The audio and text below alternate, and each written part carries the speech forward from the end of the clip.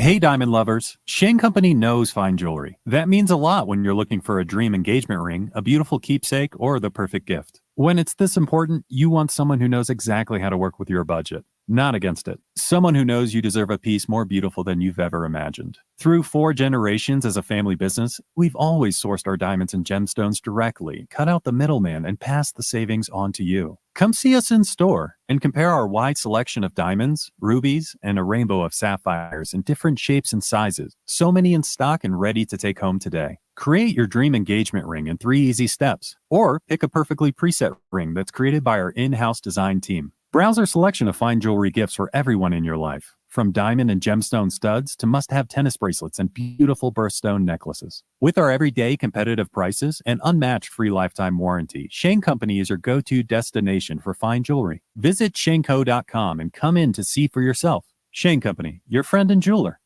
We believe everyone deserves access to fresh food. That's why the Kroger Company created the Zero Hunger, Zero Waste program to share fresh food with the people in our communities. Our program and foundations have donated 3 billion meals since 2017. That's nearly 10 meals for every person in the U.S. Together, we can do more for our neighbors. Just round up your purchase at checkout. Fries, fresh for everyone. Are you passionate about preserving Arizona's most precious resource? Dive into a rewarding career in water resources technology at Gateway Community College. With hands-on training, expert faculty, and state-of-the-art facilities, receive the education you'll need to start making waves in your new high-demand career in water resources or wastewater treatment. Enroll now and make a splash with Gateway's Water Resources Technology program. Visit gatewaycc.edu/water. That's gatewaycc.edu/water to get started. There are a ton of ways to kick off your day. Gym grind, endless scroll, or snooze button life. But McDonald's has a deal that levels up your morning above the rest. Now at McDonald's, mix and match your choice of a fluffy sausage, egg, and cheese McGriddles and sizzly sausage McMuffin with egg for just $5. With a deal this fire, there's no better way to upgrade your mornings than with a delicious breakfast. Ba-da-ba-ba-ba. Prices and participation may vary. Cannot be combined with any other offer or combo meal. Single item at regular price. Neon City Festival takes over downtown Las Vegas with art, food, and free performances by Alice in Wonderland, Neon Trees, Russell Dickerson, Seven Lions, and more. November 22nd through the 24th. Visit neoncityfestival.com. AM 1060 KDUS Tempe Phoenix and KSLX HD2 Scottsdale Phoenix.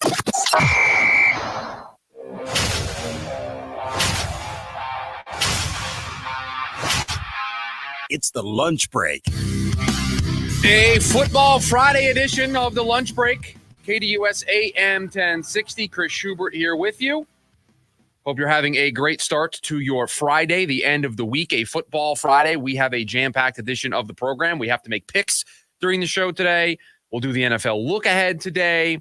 We'll keep going in depth into this Cardinals-Bears game. The injury reports keep coming out for these two teams, and certainly the advantage appears to be favoring the Arizona Cardinals. So we have a lot to get into here today on the program. You're going to want to join us here, 480-864-1060. That is how you can join the program. You can also join us on the YouTube side of things. If you want to comment there, we will read your comments on the air. Also, make sure you download the KDUS 1060 app. Your opportunity a little bit later on in the show to win something. I'll tell you about that a little bit later on. But for right now, we have to get into our top story today. It's the Daily Special. Time for our top story of the day. It's the Daily Special. It's not how you draw it up. It's not the ideal scenario. But another day, another comeback win for the Phoenix Suns. They have outdone themselves last night after their 18-point deficit that they dug themselves out of against the Los Angeles Lakers. It was a 21-point deficit last night against the Clippers as they come roaring back to win 125-119 to push themselves to 4-1 in the early stage of the season.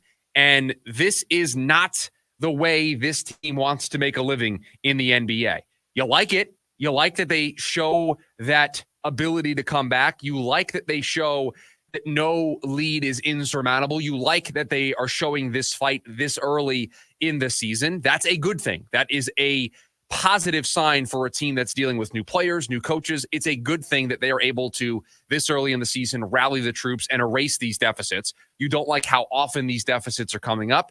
It is not a way you want to live in the postseason when the competition gets better, when you're more tired because you've played more games. You don't want to have your recipe, your formula for success to be, hey, we're just going to spot you a quick 15, a quick 20-point deficit. Nah, don't worry. In the second half, we'll come back. We'll hit our first 15 shots of the third quarter to be able to get ourselves back into this game. It's nice. It's fun. It creates some good fodder for us to start the show here today, discussing another Phoenix Suns comeback, another Phoenix Suns win to start the year. But it is not the way this team is going to be able to make a living throughout the remainder of the regular season and into the postseason. So you like it right now. It's fun. It's exciting. Devin Booker dropping 40. But this is not the way this team is going to want to win down the stretch. This is not the way this team is going to want to win in the postseason. You cannot, when you are playing the creme de la creme, when you are playing the top teams in the Western Conference playoffs, when you have gone through the grind of a regular season, this cannot be your recipe for a victory. It cannot be, don't worry about it. If we get down early, we'll just come back. You have to be able to be a team that gets out in front and doesn't spot yourself these large deficits, because they do take a toll. It's fun, it's exciting, but these types of games take a toll on you when you are constantly having to battle back from these deficits. It was an 18-point deficit the other night against the Lakers, and it was a 21-point deficit last night against the Clippers. We already mentioned the 40 spot from Devin Booker, but I think the biggest takeaway from this game is Bradley Beal injured. You find yourself asking the question, here we go again, perhaps, him missing time already. Ryan Dunn gets inserted directly into the starting lineup, and he thrived. 16 points, 4 of 9 from behind the three-point line. And I think the biggest takeaway from Ryan Dunn's game last night and the early part of the season for Ryan Dunn is the trust that this coaching staff has in him.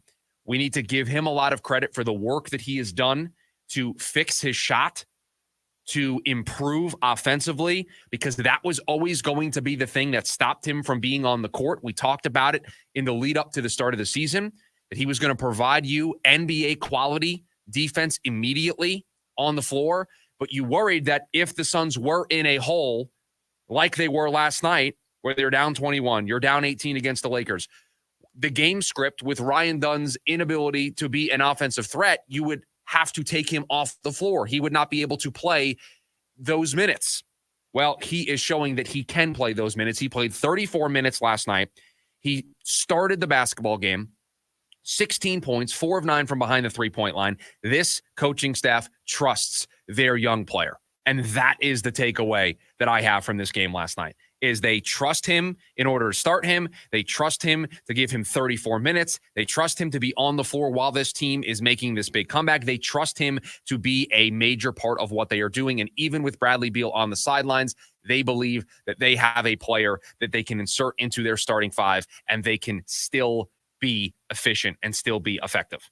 And Royce O'Neal with a great performance off the bench, 21 points off the bench, the only other Sun with 20 points outside of Booker's 40 spot. And so it's another day. It's another comeback for the Phoenix Suns. It's fun. It's exciting. It's a good start to the year. They are showing us some fight here in the early going, which is really cool. It's something to keep an eye on for the remainder of the season. But please, save us all. Don't do this the entire year, please. Well, I don't think we can take this, because this team will run out of gas by the time the season is over. This show is not running out of gas. We are full steam ahead for the next 2 hours on a Football Friday. Before we get into some football at the bottom of the hour, let's take a quick timeout. And on the other side, well, he decided to opt back in. So where do we go from here? That's next on the lunch break. KDUS AM 1060. Carving out time in your afternoon for the Doug Gottlieb Show right here on KDUS AM 1060, 100.7 HD2, and KDUS1060.com. Weekdays from 1 to 3 p.m. License number 146316. That's right. As long as it's inspected once a year, if your fire door fails to work as intended, we are responsible. No problem at all. We'll be right out. Jeannie, I want to make a wish. Hey, Tasha, what do you need? I wish that... Wait, still blue? Yes, but still can't do magic since the stupid Genie Eye Council took it away for not having my lamp inspected. Aw, Jeannie. Can't get an inspector till next month. Next month? How come ASAP is so fast? Because with our annual safety and adjustment programs, our customers have scheduled inspections every year. No rush needed. Shucks, you guys are so good at that. And if any door doesn't work the way it's intended, we are responsible for it. ASAP, commercialdoors.com. Tasha, Yes, Jeannie. What do you need? ASAP should get certified to inspect magical lamps. There are many signs that you may be in financial trouble. Late mortgage payments, paying bills from your retirement account, or paying one credit card with another. If you're experiencing financial hardship, bankruptcy may be right for you. The credit industry wants you to believe that bankruptcy is bad and will destroy your credit forever, but that's just not true. At Lerner Rowe Law Group, we'll take the time to carefully examine your situation and develop a plan that is right for you. Call Lerner Rowe Law Group today for a free consultation. Lerner and Rowe is the way to go. Call 977-1900. Sean Forster, Managing Attorney. At Shane Company, we'll help you create a ring as unique as your love story. We have the biggest selection of diamonds in all shapes and sizes, and center stones in an array of colors, including sapphires in blue, pink, green, lavender, and more. Just the other day, a couple picked out a blue sapphire that perfectly matched her eyes, and they left knowing her ring was truly one of a kind. That's what happens at Shane Company. Come check us out. You might just fall in love with something unexpected. Shane Company, your friend and jeweler. Listener rewards for you with the KTUS 1060 app. Download today to hear all of the national and local shows you love. That's the KTUS 1060 app.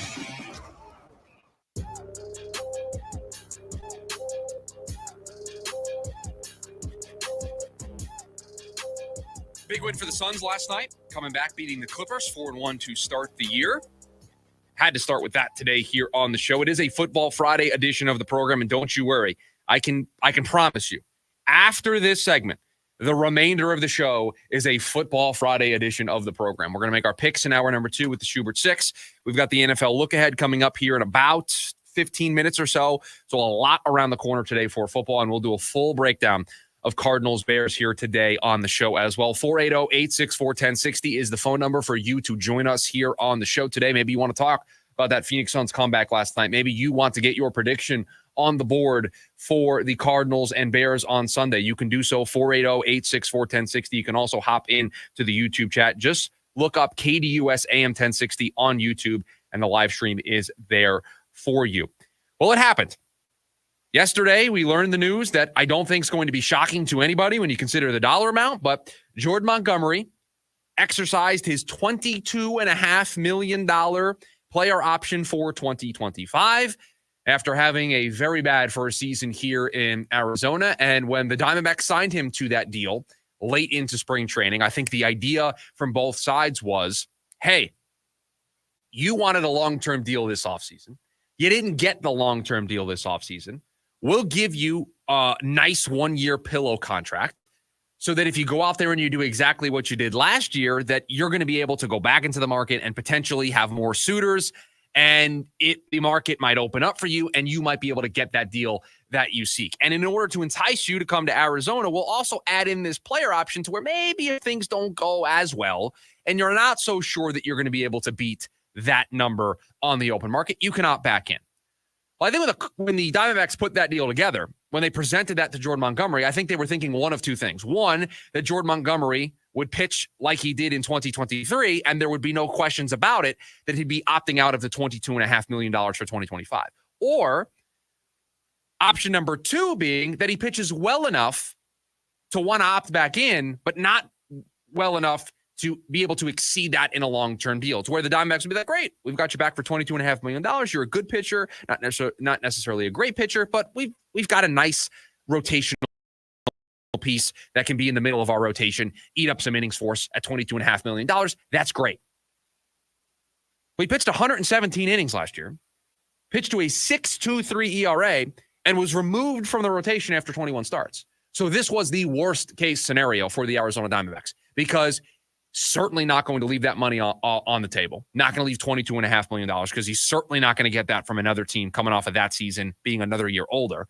That was the knock on him in the first place, was that he was an older starting pitcher and nobody wanted to commit to the length that Jordan Montgomery and Scott Boras were looking for.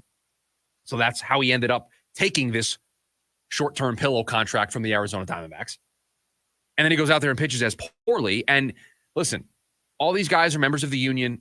he would be doing his other players a disservice by not taking the player option. I know there are a lot of people out there that say, man, he's not worth the 22.5. How could he, after having a 6.23 ERA, exercise that player option? The union and its members would lose their mind if he declined this option because, morally he can't take the $22.5 million because he didn't pitch up to those standards. No, that's not how it works. The Diamondbacks agreed to the deal. Jordan Montgomery's going to take his $22.5 million. So that's one wrinkle to all of this. And then there's the other wrinkle to this of owner Ken Kendrick during the post-op of the 2024 Diamondback season, going on radio here in town and putting all of the blame for the contract, for the decision to bring in Jordan Montgomery on himself, completely providing cover for the front office. It is rare to see an owner, high-level executive provide that type of cover to a GM, president of baseball ops, to provide that level of cover that, listen, don't blame the GM. I brought this to their attention. I was the one who greenlit the money. Do not blame them, blame me. If there's anybody that you want to blame, I believe was the quote, I'm paraphrasing. If there's anybody that you want to blame for Jordan Montgomery being on the 2024 Diamondbacks, you're looking at him. Ken Kendrick, it's me, my fault. And then completely blasted the player in the process. Now, was the idea to maybe make it so untenuous that Jordan Montgomery didn't want to come back? Was going to decline the option? Again, $22.5 million. That was never getting turned down. So if that's what the attempt was, it was never going to work. I appreciate the cover that was provided to the general manager, the owner taking the responsibility for a move like that. That was nice to see. But if the idea was to get him to opt out of the contract, that was never going to happen. Jordan Montgomery was never going to leave $22.5 million on the table for 2025. Was never going to happen. So here we are. What do we do? What do you do if you're the Arizona Diamondbacks? What do you do if you're Jordan Montgomery? You know the team doesn't want you. The owners basically said as much, but you had to take the money. So what is the logical solution here? And this is a really tough puzzle to figure out. This is a really tough situation to find, I think, a happy resolution for both sides. Because the trade value for Jordan Montgomery is about as low as it can get. 6.23 ERA was removed from the rotation, and not just removed from the rotation for a team that was maybe spiraling out of control and they weren't playing well. This team was in a playoff spot until the last day of the season. If the Mets win the second game of the doubleheader against the Braves, the Diamondbacks are going to the playoffs. So this wasn't a team that completely was off the rails in 2024, and Jordan Montgomery was a part of that. Everything around Jordan Montgomery was good enough for this team to be a playoff team. Yet he pitched to a 6.23 ERA over 117 innings and got bumped from the rotation after 21 starts. So the trade value can't get any lower. Rock bottom trade value for Jordan Montgomery and the Arizona Diamondbacks. So if you are going to move him, if you are going to find a suitor, I think there's two paths to trading Jordan Montgomery off of this roster. Path A is you're going to have to hold on to some, if not a large portion of the money in order to move him. Like you're going to have to retain half the money, because I wonder if a team at, let's say, $12 million or $13 million thinks that Jordan Montgomery is a nice fourth or fifth option in your starting rotation. And at $12 or $13 million, you are willing to take a flyer on Jordan Montgomery to put him at the back of your rotation to eat up some innings at $12 or $13 million. Maybe you're more open to that. Or option B, plan B, path B is you swap bad contract for bad contract with another team that has a player in a similar situation to Jordan Montgomery, that they want to get out from the money, you want to get out from the money, and the money is kind of evened out, and the player that you're acquiring helps you a little bit, and Jordan Montgomery helps them a little bit, and so you're still keeping the money on the books, but maybe a change of scenery would be good for Jordan Montgomery. Maybe a change of scenery would be good for the player in question, and you swap bad contract for bad contract.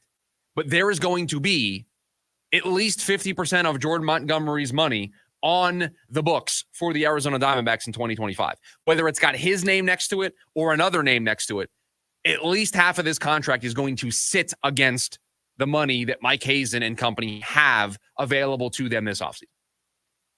I don't see a scenario where there's going to be a team that's going to call up Mike Hazen or Mike Hazen's going to call them up and, oh, you know what?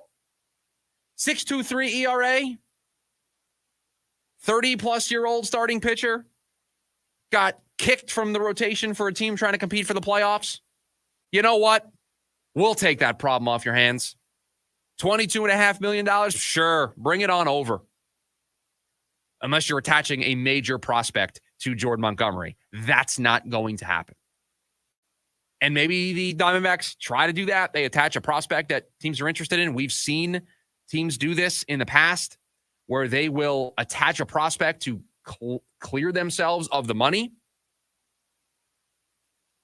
But just seems very likely. So that's the scenario where Jordan Montgomery isn't on the Diamondbacks in 2025. But I think there's a decent chance he is on the Diamondbacks in 2025. So what does that scenario look like? Well, I could sit up here and I could spin it as he's going to get a full offseason with the team. He's going to get a full spring training with the team. He is not going to have to very quickly ramp up with a couple of minor league starts before being thrusted into the rotation like he was last year because he signed so late. He's going to have a full offseason to not worry about contract negotiations. He's not going to have a full offseason to worry about where he's playing, where he's moving his family.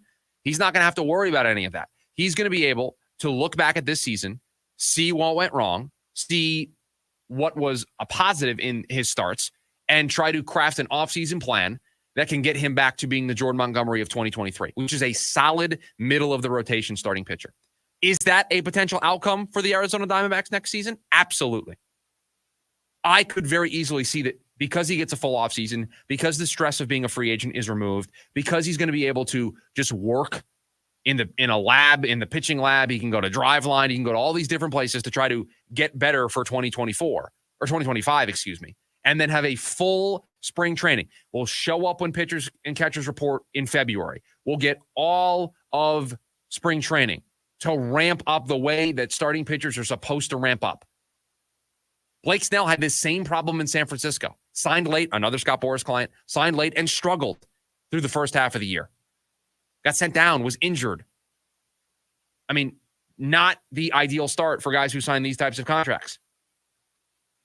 And so I can spin it to where a full spring training, we see a better version of Jordan Montgomery. Is it going to be to match the salary of $22.5 million? No, I don't think so. But it could be more serviceable. It could be somebody you're not replacing from the rotation after 21 starts. And so I do think there is a path back for Jordan Montgomery in 2025. Do I think the Diamondbacks will explore moving on from him? Absolutely. But do I think he will be back next season? I think it's the betting favorite right now. I think it's 60-40, 70-30 that Jordan Montgomery is on this team next season. So it shouldn't be a surprise that he accepted the option. It shouldn't be a surprise that he's going to take the paycheck for $22.5 million. Now the question is, which path do the Diamondbacks choose to take? So we will keep an eye on that. I promised a Football Friday edition of the program. That is exactly what we are going to deliver to you here on the other side. It is the Week 9 NFL Look Ahead. We'll do it next. It's the Lunch Break, KDUS AM 1060. Have you downloaded the KDUS 1060 app yet? Download today and get all of your favorite local and national shows right on your phone. Hey, it's Pat. Quick trivia question for you. How far from the valley could I get if I left in my Prius on one tank of gas? Answer is Roswell, New Mexico. Can you believe it? I just did it yesterday. I ate at a great diner, hit a cool UFO museum, then called Toyota Care Roadside Assistance for a little help with my empty tank. Aliens and Toyota Care all in one day. It was out of this world. Dad joke. Right now, get 4.99% financing for 60 months on a new 2024 RAV4 or the all-new, all-hybrid 2025 Camry. If a truck is more your style, get low 1.99% financing for 48 months on all Tundra models, or get a great lease deal on any new Toyota. Visit your Valley Toyota dealer or valleytoyotadealers.com today. Toyota, Let's go places. 4.99% with 1887 per thousand borrowed for 60 months. 1.99% with 2169 per thousand borrowed for 48 months. Zero down payment if you qualify. Offers exclude TRD Pro models and end 11/4/24. See dealer for details. Alaskan AC has been keeping people chill since 1972.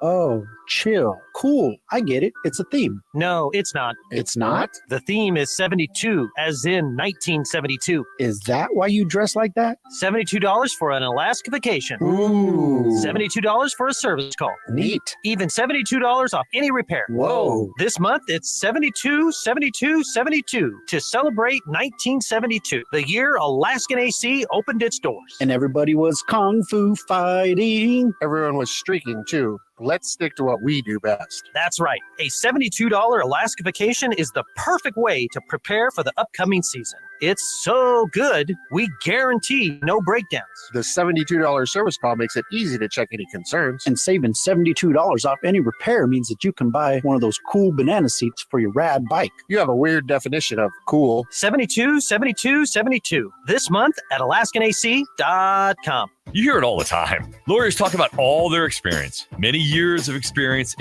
with insurance companies, and experience in the courtroom. But what they're not talking about is their results. Maybe they don't have any. At Lerner & Rowe, we're proud of our results because that's how we measure our success. We've helped over 150,000 people recover billions of dollars for their injuries, with over $1 billion just in the last 5 years alone. When you want results, call Lerner & Rowe. Lerner & Rowe is the way to go. Call 977-1900.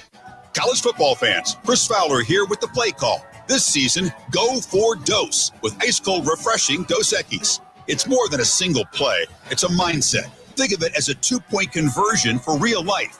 Taking the risk, making the bold move. Whenever we get the chance to go big, we take it. On the field and off, always go for Dose with Dos Equis. Enjoy Dos Equis responsibly. Copyright 2024 Dos Equis Lager Especial Beer. Imported by Cervezas Mexicanas, White Plains, New York. Football fans, it's Mellow Monday, so join the Rooster at Mellow Mushroom off the I-17 in Happy Valley Road between 5 and 6 p.m. every Monday night during football season.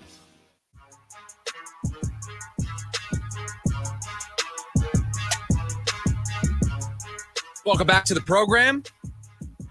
The lunch break, KDUS AM 1060. We appreciate you joining us here on this Football Friday edition of the show.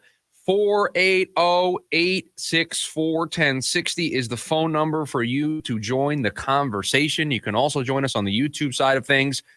KDUS AM 1060 on YouTube. Go ahead, subscribe to us over there. We've got the live stream. We cut up a bunch of segments from the show. If you missed any of the show, you've got the podcast feed to do it, but also on the YouTube side of things if you want to see the video version. So all of the ways for you to join the show, to join the conversation, and to catch up on anything that you may have missed. Also download the KDUS AM 1060 app, where we are giving away a $100 gift card to Von Hansen's, your one-stop shop for all your barbecue needs, meats, beer, wine, barbecue rubs, wood chips, and even all natural dog food or treats for your pup. You just got to go over there.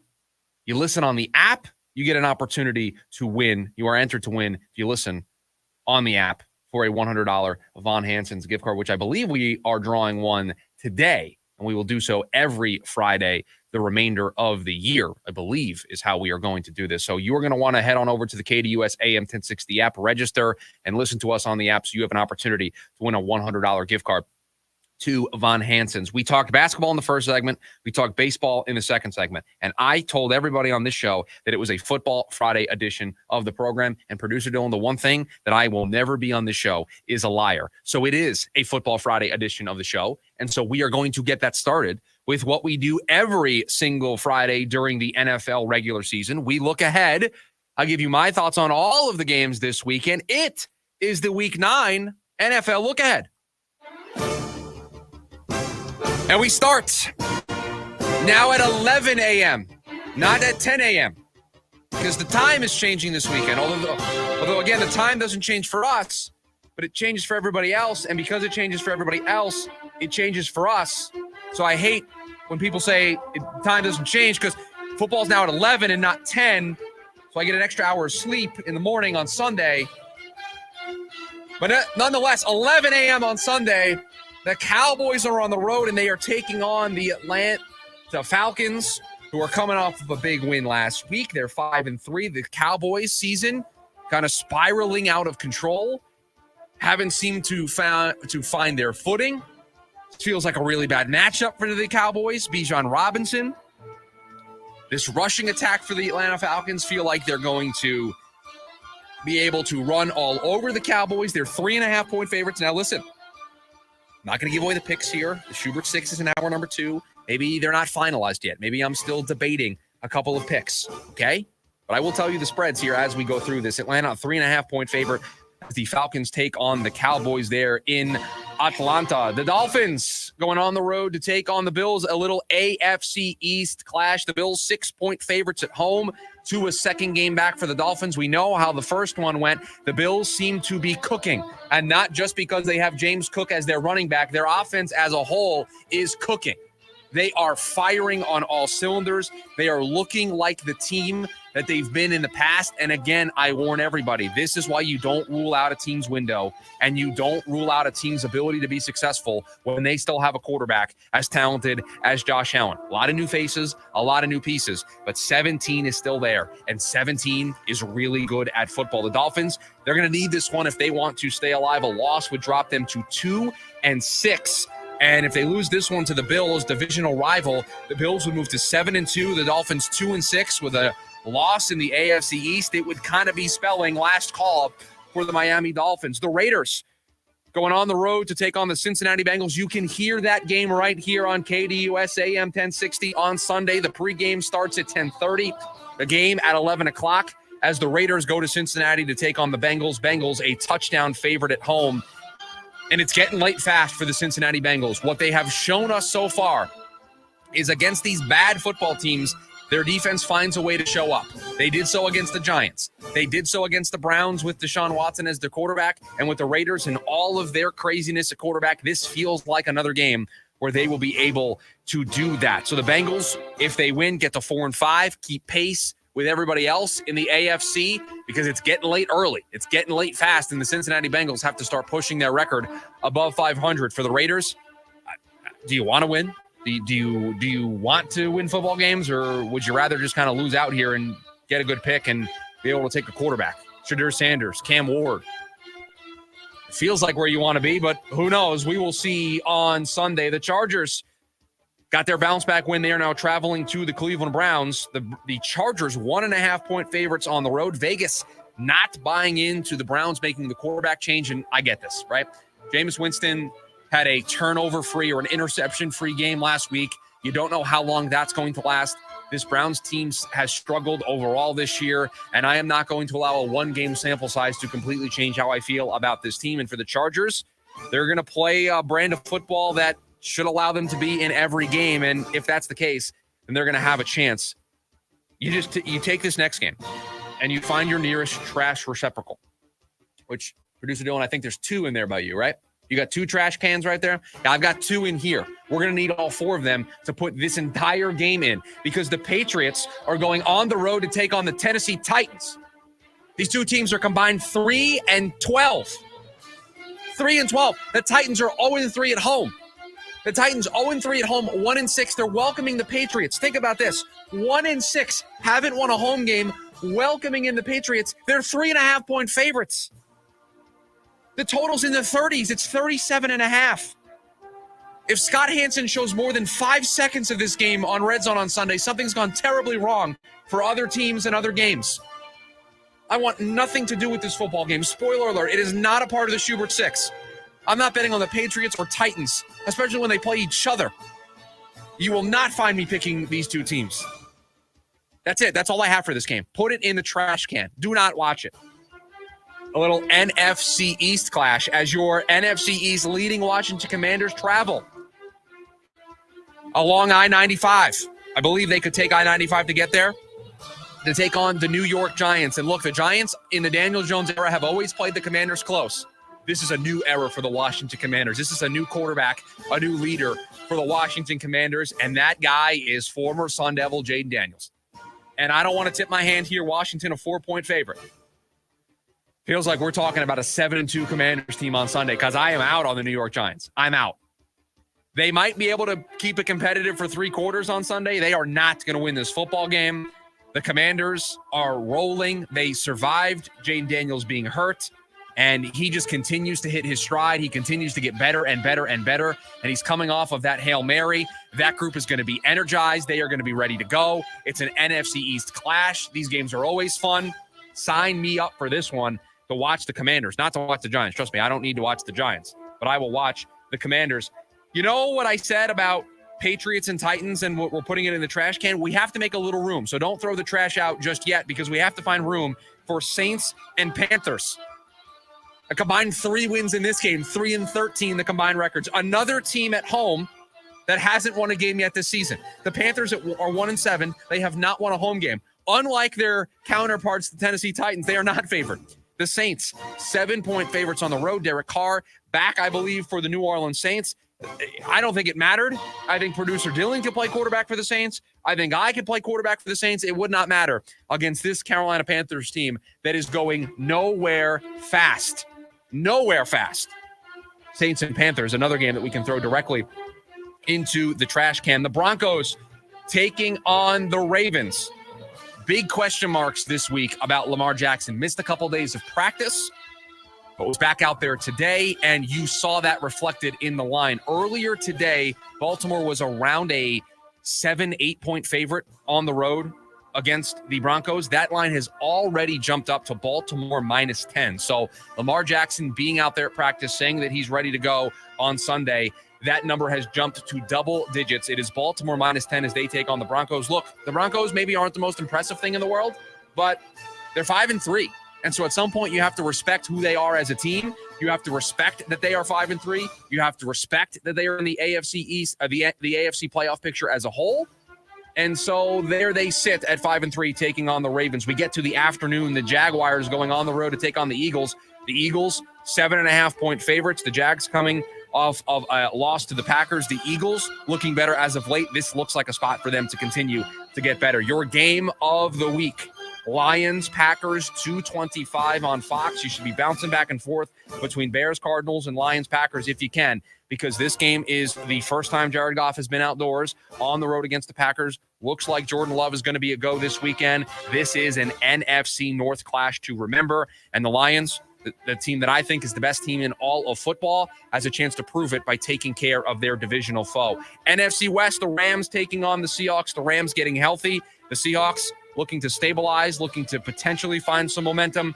That'll be an interesting one. The Rams, a slight 1 point favorite on the road. And on Sunday Night Football, it is not going to be Anthony Richardson.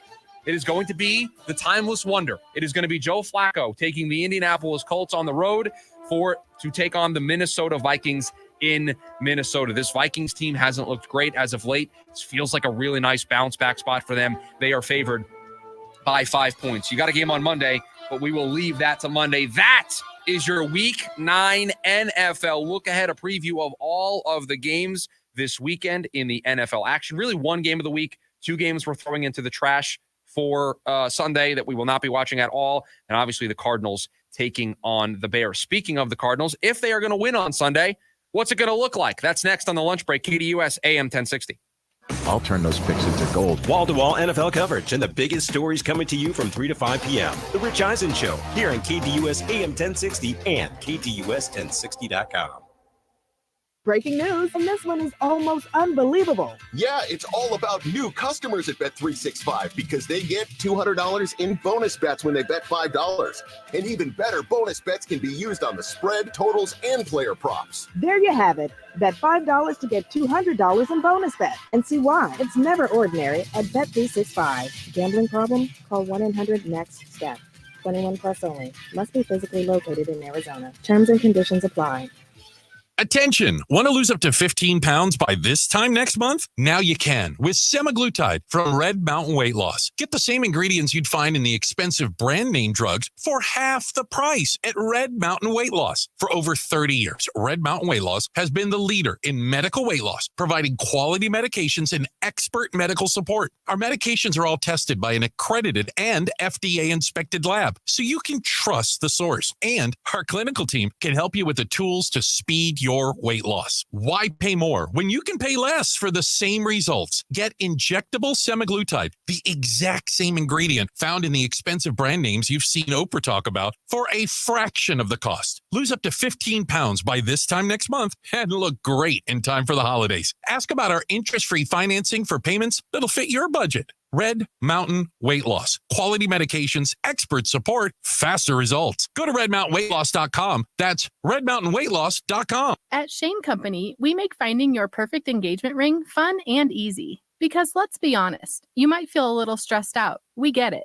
That's why we do all the hard stuff. It's our job to bring you the biggest selection of beautiful diamonds and colorful gemstones, so many amazing settings, and all the customization your heart desires. We've got your style and your price range covered, and we're here to guide you every step of the way. Come in for a warm welcome and leave with your dream ring and an experience you'll never forget. Shane Company, your friend and jeweler.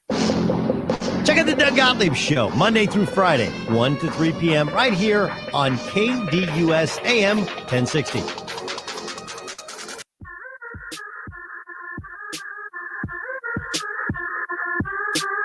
Always fun to do the NFL look ahead on a Friday, because throughout the week, I obviously look at the games. We got to pick the Schubert 6, and on Friday is when I really solidify the Schubert 6. But going through that NFL Week 9 look ahead, or the look ahead in general, in rapid fire fashion, and just going game to game to game, back to back to back, that is my quick gauge to see how excited I'm going to be to watch Red Zone on Sunday. Because when I go through all the 11 o'clock games, I go, okay, I'm excited about that one. Excited. There are two just completely trash games in that 11 o'clock slate on Sunday. Like, I want nothing to do with Titans, Patriots, or Saints, Panthers. Like, nothing to do with either of those games. And those are two of the games that we have in that early window. One of the games that we have in the afternoon window, the Bears traveling here to take on the Arizona Cardinals. And we are going to, today, do two different segments. We're going to do a segment now outlining if we are going to walk in here on Monday and we're going to be discussing a Cardinals victory. And we're going to be discussing a team that moved above 500, held on to first place in the division, pushed their winning streak out to 3, and started to give us some real momentum, some real trajectory to start discussing them in the NFC playoff race. If that's going to happen, if that's going to be the show on Monday, what's the path? What do we think on the show is the game plan? What things need to happen on Sunday for that to be the case? Now, in the interest of fairness, we're going to do the other side in hour number 2. We're going to say, if we come in here on Monday and we're talking about a team whose 2-game winning streak has been snapped, a team that potentially has fallen out of first place, dropped below 500, struggled against the Bears, what does that look like? What are the warning signs going to be? We're going to try to steal from the segment we just did, look ahead a little bit. Try to set out that path. So we will start here with what this would look like if the Cardinals are to win on Sunday. What are the necessary steps or the necessary things that this team has to do in order to win that game? And it's a stat that I shared with everybody earlier in the week. It is a stat that I will keep harping back to until it is proven to be not true. This team this season, 4-0, when Marvin Harrison Jr. and Trey McBride are the top 2 target getters, meaning that the ball volume-wise is going to them. Now, it doesn't matter what order, 1 or 2, Trey McBride, Marvin Harrison Jr. If those 2 guys are the top 2 target getters on the Arizona Cardinals, they are 4-0. They are 0-4 when that is not the case. And it's simple. Those are the 2 best players in this passing attack. Those are the 2 most skilled players in this passing attack. Those are the 2 biggest game wreckers in this passing attack. It's not a surprise. Get those guys involved. Good things happen for you as an offense. Find a way to make sure Marvin Harrison Jr. and Trey McBride are both getting fed throughout the course of the football game, and you will win the football game. 4-0 when it happens, 0-4 when it doesn't. So I've got an 8-game sample size that tells me that's going to be the biggest thing to look at. So let's keep an eye on that. Let's keep an eye on throughout the game, because the reason why that stat is so important, that those guys are number 1 and number 2 in target share, that tells me that the game plan is getting them involved all 4 quarters of the game. Because maybe the results aren't there. Maybe they're not necessarily catching the ball. But if you're top 2 in targets, it's really hard to just jam all those targets in to just 1 quarter or 1 half. To me, that tells a story of the offense is in flow, and the offense for 4 quarters is, all right, we got to get these guys involved here. Boom, we're doing it. We got to continue to get these guys involved. Boom, we're doing it. It's just a constant check-in to these are the 2 focal points of our offensive operation. We need these 2 guys to lead the way for us in the passing attack. So 4-0 when it happens, 0-4 when it doesn't. Has to be the Marvin Harrison Jr. and Trey McBride show on Sunday. This defense needs to look like the defense that we saw on Monday Night Football against the Chargers. The defense that we didn't think they could have on Monday night against the Chargers. At least I didn't. Didn't think they could play that gritty, tough, hard-nosed, physical style of football for 4 quarters and just keep pace with what the Chargers would want to do. Felt like they were going to get worn down over the course of the game, but they didn't. They answered the bell. They answered the call. They showed up and met the moment. That defense needs to show up again against the Chicago Bears. This is a Bears rushing attack that is 11th in football in rushing attempts per game. So a top 12 offense in rushing attempts, not yards. They attempt the 11th most rushes per game on a per game basis. So it's a team that looks to run the football. They're top 10 in rush play percentage. They want to run the football. They want to play a similar style with a defensive-minded head coach like the Chargers played. We've got Caleb Williams, great, but we're also going to be really good defensively. We're going to run the football, and we're going to control things up front. That's what we're going to do. And it's why when we did the look at it, I said this offense isn't super impressive when you look at yards per game, points per game. They just don't wow you because their coach kind of wants to play a different style to what you would think they would want to play with who their offensive personnel is. 11th in rush attempts per game and 8th in rushing touchdowns per game. So a top 10 offense in rushing touchdowns per game, meaning there are only 7 teams that score more rushing touchdowns on a per game basis than the Chicago Bears. You have to slow down this rushing attack. You have to slow down DeAndre Swift. And you have already done the blueprint for this 2 weeks ago against the Chargers. You had this blueprint to stop J.K. Dobbins, and you were successful in doing so. So, got to get Marvin Harrison Jr. and Trey McBride involved. You have to slow down the Bears' rushing attack. It is a key component of what they want to do, and you have to look like the team that you were against the Chargers. And another reason why the Cardinals, if they are to win this game on Monday, it's going to be because the Bears are looking like they're going to be without 3 offensive linemen on Sunday. 3 offensive linemen. Remember what we were just talking about running the football? Kind of hard to do that if you've got 3 offensive linemen who for the last 2 days at practice did not participate. I haven't seen the Friday injury report for the Bears. Maybe we'll check on that during the break and see. But 3 offensive linemen not participating in practice each of the last 2 days. Wednesday was a walkthrough, so it was just an estimate of what they would be. But Thursday, they were out there for practice, did not participate. So 3 offensive linemen out leads right into the point we were making before about got to play like you did on Monday against the Chargers. Got to have that level of defense, attack the run. This is a good running football team. And they're also looking to be without 2 defensive backs in Brisker and Kyler Gordon.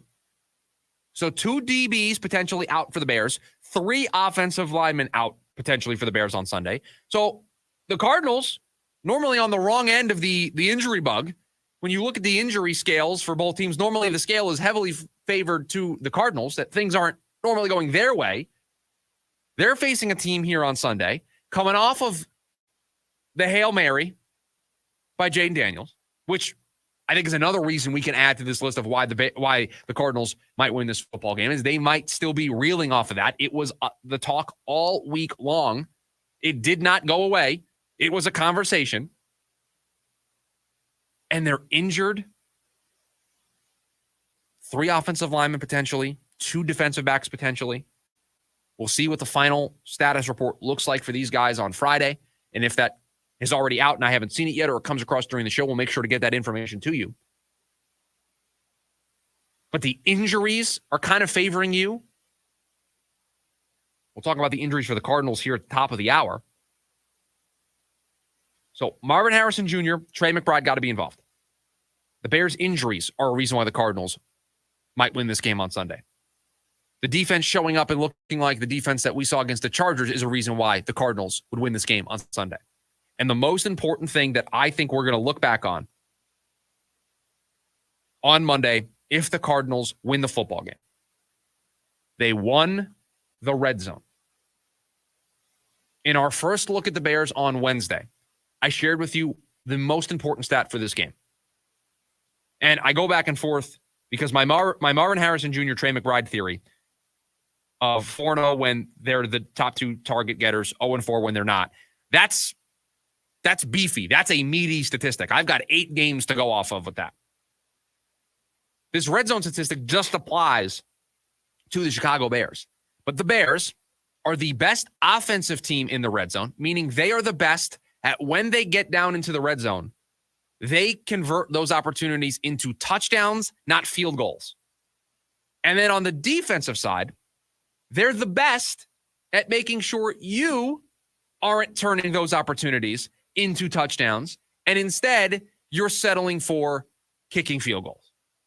They're the best at both ends.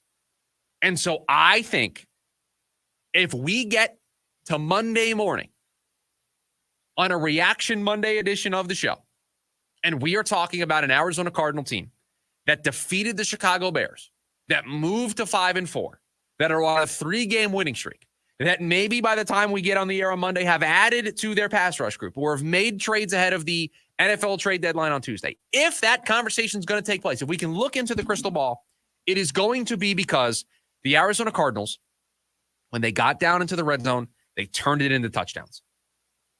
They did not leave points on the board. They did not settle for 3 instead of scoring 6. And then their defense has a bend but don't break philosophy. Yeah, you might be able to get down there, but when you get down there, you're also kicking field goals. You're not scoring touchdowns. That is where this game is going to be won or lost for the Arizona Cardinals. If they are able to win the red zone, and in all honesty, it's really just one part of it. You probably don't need to win both. But if you have red zone efficiency on offense where you're turning everything down there into touchdowns, then I think you win the football game. If you are making sure that the Bears are just kicking field goals and it's, 17-12 in the fourth quarter, I think you're winning the football game. So you have to find a way to break through against this red zone efficiency on both ends that the Chicago Bears have. So I think we're going to get to Monday. And if it is a Cardinals victory, the Cardinals are 5-4, it is going to be because the Bears were undermanned because of all the injuries. They weren't able to run the football because of those injuries to the offensive linemen. They weren't able to run the football because the Cardinals brought the defense from Monday night against the Chargers and stopped the 11th best team in terms of rushing attempts per game and a team that scores the 8th most rushing touchdowns per game. That defense showed up. They were also able to attack with Trey McBride and with Marvin Harrison Jr. because 2 DB injuries for the Bears with Brisker and Gordon are potentially out. And because the Arizona Cardinals won the red zone. They made the most of their opportunities down there, and they made sure the Bears left the field with a lot of regrets. That is the path. That is the case for an Arizona Cardinals victory on Sunday. That is what I think are the keys to the game for the Cardinals.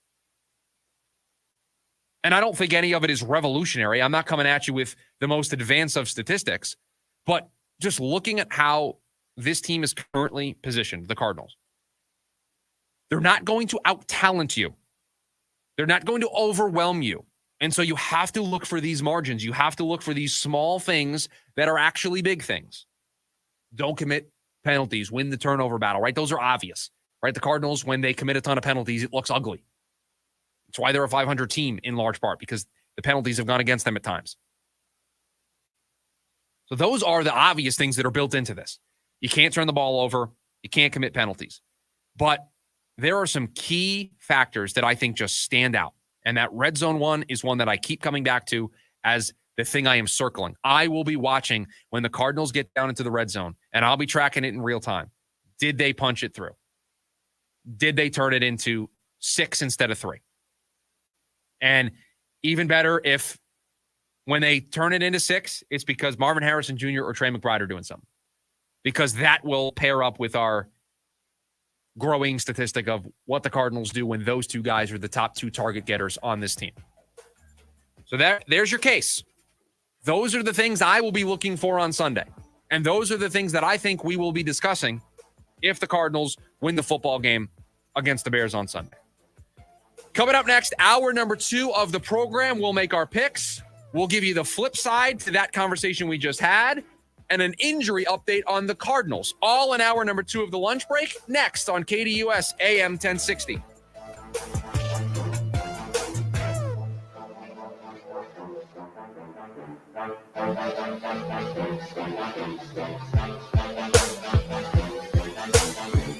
AM 1060 KDUS Tempe Phoenix and KSLX HD2 Scottsdale Phoenix. Here in Flagstaff, Arizona, there are only 2 colors that matter: blue and gold. Head coach Brian Wright leads NAU football into a new era. Down the sideline, it's going to be a pick 6. Join us Saturday. The Lumberjacks welcome in the Weber State Wildcats. Our coverage begins at noon on the NAU Lumberjacks Sports Network. NAU, Weber State on AM 1060 KDUS. I'm John Morgan of Morgan & Morgan. When an injured worker left me a message that said, "You probably won't call me back. I'm just a nobody," I called him right back. Nobody's a nobody, and no one deserves a better firm than you. When Morgan said nobody is a nobody, I felt like that. And they took care of me, and now we're doing okay. Thank God that I went to Morgan & Morgan. Injured? Visit forthepeople.com for an office near you. Looking to sell your home? Hi, I'm Andrew the Home Buyer, and I love making it easy to sell your house. I'll personally come and give you a cash offer the same day we meet, and I'll beat any other offer. It really is that easy to sell your home, and no need to clean or fix anything. I'll buy it in as-is condition. Call me, Andrew the Home Buyer, today to get your same-day cash offer. Visit AndrewTheHomebuyer.com. Interstate Batteries. Outrageously dependable. Life is full of questions. Is the presentation ready for work tomorrow? Why is there so much traffic at 3 p.m. on a Tuesday? Are your in-laws visiting this weekend or next? You've got plenty of things to worry about. Whether your car will start shouldn't be one of them. With an outrageously dependable battery under your hood, you can cross one of those questions off your list, which gives you time to answer more things like, Are we there yet? Interstate Batteries, delivering the most trustworthy source of power to the world since 1952. Stop letting your bladder call the shots. Talk to Arizona urology specialists about frequent urination and take back control today. Arizona Urology Specialists, personal care for life's most personal issues. Visit ArizonaURO.com or call 602-887-2160. This fall, choose Primavera Online, and you'll be choosing a school with flexibility, personalized support, and an award-winning curriculum that's over 20 years strong. Now enrolling grades K to 12 at ChoosePrimavera.com. Unbelievable savings at Superstar Car Wash. Lock in unlimited car washes for just $15 a month with our Clean Plan. Available at any of our 51 Arizona locations or online. Visit SuperstarCarWash.com for details. Terms and conditions apply. AM 1060 KDUS Tempe Phoenix and KSLX HD2 Scottsdale Phoenix.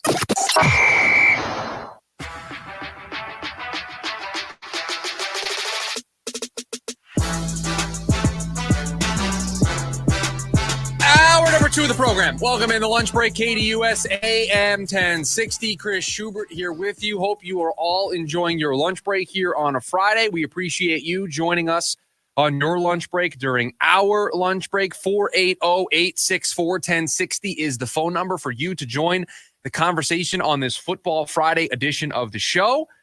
Already have gotten into a lot here in hour number 1, and hour number 2 will be no different. We've got my picks coming up in the next segment of the show, the Schubert 6. I'll recap last week. Even though I don't want to, we'll discuss what happened last week with the Schubert 6. Wasn't really great. You know what? I'm gonna blame it to being rushed because we did it on a Wednesday, producer Dylan. We didn't do it on a Friday, so I had to rush the picks. That's what it was. That's why we had a bad week last week. At least that's what I'm going to tell myself. So the Schubert 6 coming up here in about 15 minutes or so. We've got some more Cardinals talk and a lot of stuff here today for the leftovers. We'll get to some college football there as well with ASU and U of A in action here this weekend. Tomorrow, 2 big games for both of those programs. So we'll do that in the leftovers. Not a lot of time to do it anywhere else here in the show. So we'll save that for the leftovers. An injury update for the Arizona Cardinals here as we start hour number 2 of the show. Jonathan Gannon met with the media today, gave a little bit of an injury update on the team heading into this contest with the Bears. And I'll tell you right now, shouldn't come as much of a surprise to everybody that there will be no Darius Robinson or Jonah Williams for the Cardinals on Sunday when they take on the Bears. So Darius Robinson, activated from injured reserve, was not out there for the open portions of practice to the media on Wednesday and Thursday.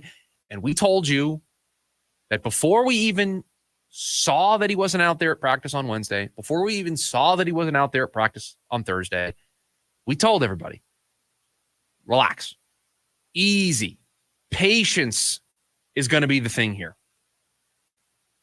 You got a rookie who hadn't done football activities in almost 70 days, was dealing with personal stuff off of the field that took him away from the team for a little bit.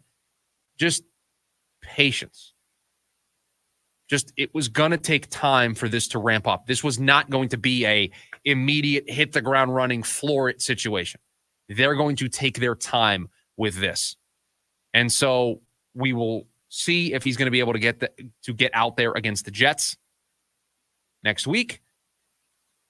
And even if he does, I think it will be a slow ramp up. They're going to take things nice and easy with Darius Robinson. And again, this should not be a surprise after he did not practice on Wednesday or Thursday, but we warned you about this earlier in the week, that just because he was activated from off of IR, it did not guarantee that he was going to play on Sunday. And even if he did, it was not going to be 100%. The governor's taken off and he's just going full speed, full throttle, all the snaps.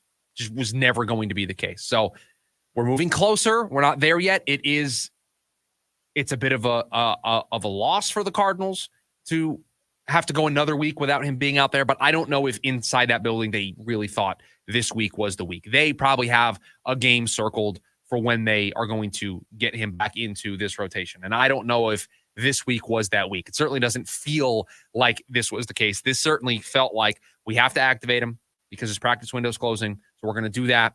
He's going to continue to work on the side, but he's not going to participate in the open portion of practice. He's still rehabbing. He's still coming back, and we're going to slowly ramp this up here over the next couple of days and weeks, and then we'll get him onto the field. Again, this is a long-term player for the Arizona Cardinals. Spent a first-round draft pick on Darius Robinson. They are going to take this nice and easy. They're going to take this as slow as it needs to be in order to get him in a good spot to be on the field.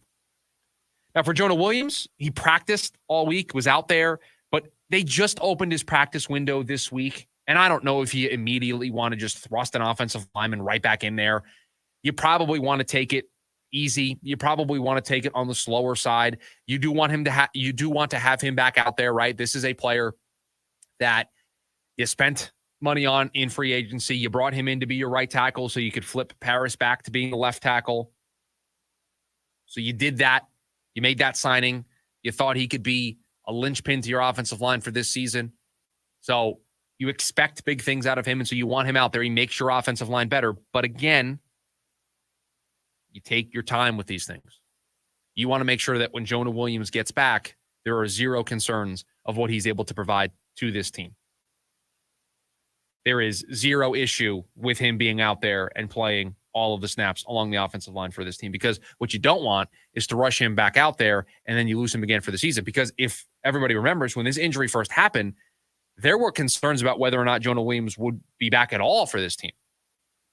There were concerns if he was going to do anything for the remainder of the year for the Cardinals. So they open up the practice window. They're going to continue to take it on the slower side. And we will see if he is back next week against the Jets. So no Darius Robinson, no Jonah Williams. We do know two players that will play for this team. They will get Sean Murphy-Bunting in the lineup, and Kelvin Beachum will be in the lineup for the Cardinals. So those two gentlemen will play this week, and the two players still up in the air. And this is, I don't want to put the cart in front of the horse. I don't want to do the segment ahead of the segment, but this is something to circle if the Cardinals lose on Sunday, because status up in the air.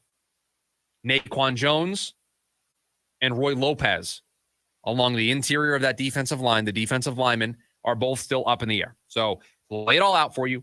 Darius Robinson, Jonah Williams, no-goes. Not going to be out there. Let's come back to this next Wednesday. Up in the air, game time decisions, we'll see. Naquan Jones, Roy Lopez. Got to have both those guys out there because the depth of this team along the defensive line is just non-existent. That we are testing it right now. So need those two guys back. Will play, no worries. We'll be out there for the team on Sunday. Sean Murphy-Bunting and Kelvin Beachum. So those two guys on the field for this team on Sunday. And I mentioned to you at the end of hour number one the injuries that the Bears are facing. A better positive trajectory for the Cardinals in terms of their injuries. Still trying to get back to of their more notable players that are out right now in Darius Robinson and Jonah Williams. But some guys that are still up in the air, Murphy-Bunting and Beachum will play. And so that's our injury update heading into this Week 9 clash with the Chicago Bears. I've put the finishing touches on it. It is all set. It is all ready to go. We'll recap last week. I'll tell you what the overall record is so far, and then we will do our 6 picks. It is the Schubert 6. It is next on the lunch break, KDUS AM 1060. Bringing you the latest sports topics weekly right here on KDUS AM 1060 with me, the Doug Gottlieb Show, 1 to 3 p.m. Hi, I'm Tom Horn, Arizona Superintendent of Schools. My job is to further improve Arizona's already excellent public schools. But if your school is not meeting your child's needs, you have choices. The ESA program really helped my children because it actually gave us a choice with transportation, uniforms, with their one-on-one experience with their teachers. There's not as many kids, so you can go to a teacher and ask questions and not have to wait that long. Learn more about ESAs at azed.gov. You want a sub freshly sliced to order? You go to Jersey Mike's. You want the perfect radio idea? You go to me. Like this. I'm a lone ninja warrior. By night, I glide unseen across the rooftops, watching my enemies from the shadows. By day, I go to Jersey Mike's, watching someone freshly slice my sub. My blade is called Shadow. His blade is a Berserker brand meat slicer. Clearly, I have much to learn about this land. Freshly sliced just for you. Jersey Mike's, a sub above.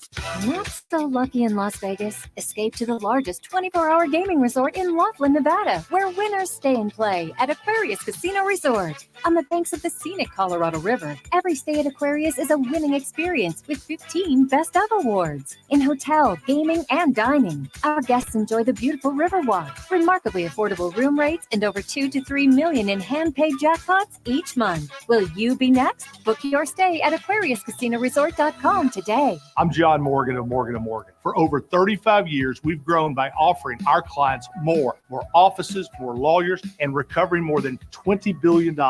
Injured? The choice is easy. Morgan & Morgan. Visit forthepeople.com for an office near you.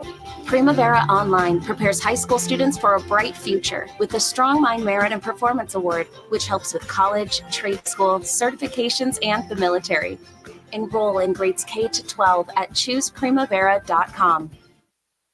I'm Dan Patrick, and this is Above the Noise. C.J. Stroud became an NFL sensation last year after winning Offensive Rookie of the Year and leading the Texans to the playoffs. With the additions of wide receiver Stephon Diggs and running back Joe Mixon, many thought the quarterback and the Texans would take the next step. That hasn't been the case. Over the last 3 weeks, Stroud has averaged just 179 yards and less than a touchdown per game through the air. Injuries to the team's two top wideouts haven't helped that cause, but as we saw last night, the real issue is the offensive line. Houston gave up 8 sacks to the Jets, limiting the team's ability to string together a productive drive. That's nothing new for the Texans. Through 9 weeks, that offensive line has surrendered the second most sacks in the NFL. So while C.J. Stroud's numbers may be becoming a concern as of late, it's hard to pin all that blame on Houston's star QB. I'm Dan Patrick, and this is Above the Noise.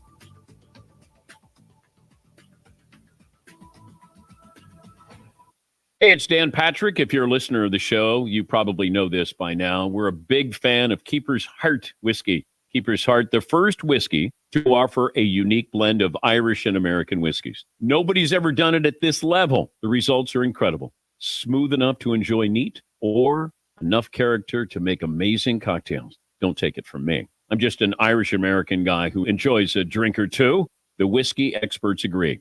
Crafted by one of the biggest names in the world of whiskey, Brian Nation, Keeper's Heart is one of the most awarded new whiskeys of the last couple of years, winning over 150 awards to date, including Best Irish Whiskey in the World, and winning a double gold at the San Francisco World Spirits Competition. You got to try it. It's available now in the best liquor stores. Look for it on the Irish whiskey shelf, or you can buy it online. KeepersHeartWhiskey.com. KeepersHeartWhiskey.com. It's a bottle worth keeping. Hey, Phoenix, Doug Gottlieb here. I'm bringing the best sports talk weekdays to you, 1 to 3 p.m., right here on KDUS AM 1060.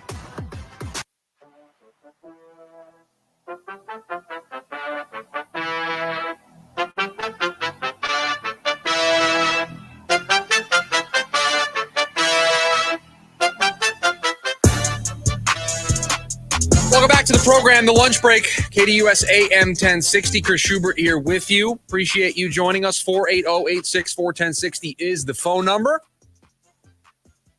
And I guess I need to start this segment by apologizing, because if you followed us last week, it was a bad week for us. It was a 2-4 week where we got 7 out of a possible 21 points. And if you're new to the program, it is the Schubert 6. We do it every single Friday here on the show. We make our confidence picks, 6 of them.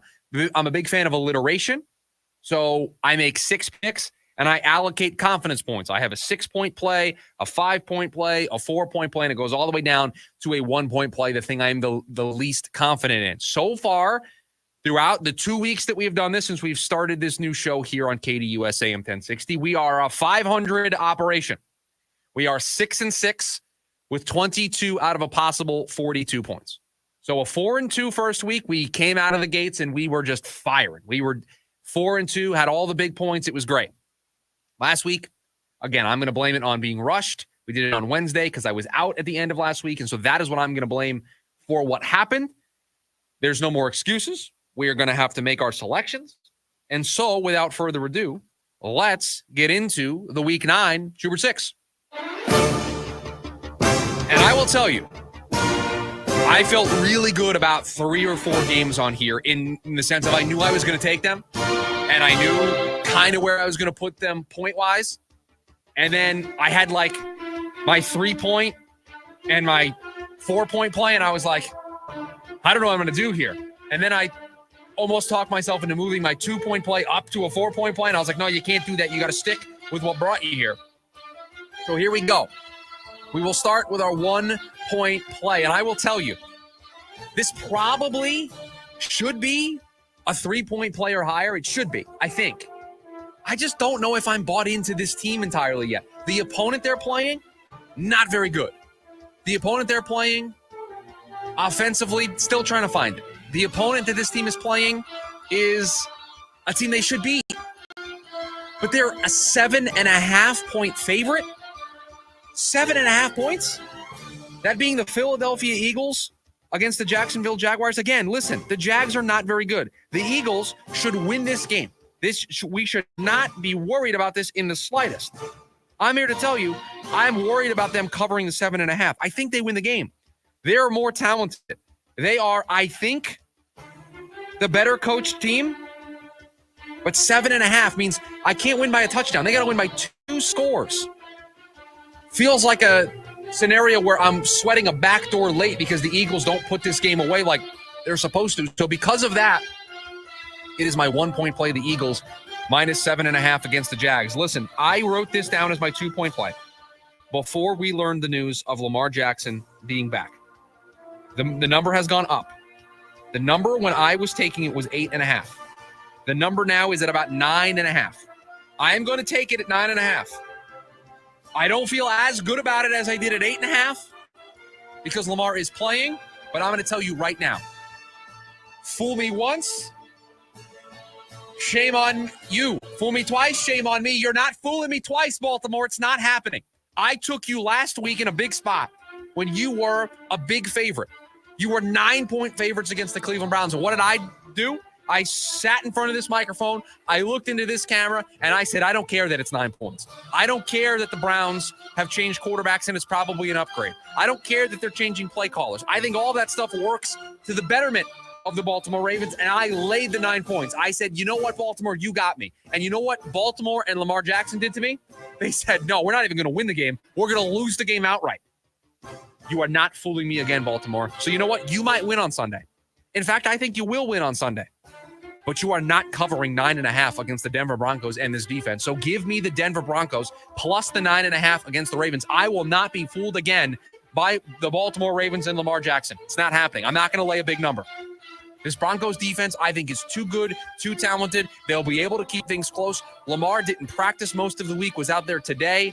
That could keep this close. The Ravens, again, good football team. Should be better than their record. I am not going to fall into this trap again with a big number with the Baltimore Ravens. Give me the Broncos plus 8.5 as my 2-point play. My 3-point play, you could hear right here starting at 10:30 on KDUS AM 1060 because the Las Vegas Raiders will be traveling to Cincinnati to take on the Cincinnati Bengals. And I have seen this story 2 times already this year. The Cincinnati Bengals playing an inferior opponent, playing a quarterback and an offense that is prime for their defense to give us that glimpse, to give us that hope that they are turning the corner, that they are going to be a more balanced team overall, that their defense is going to catch up to where their offense is supposed to be.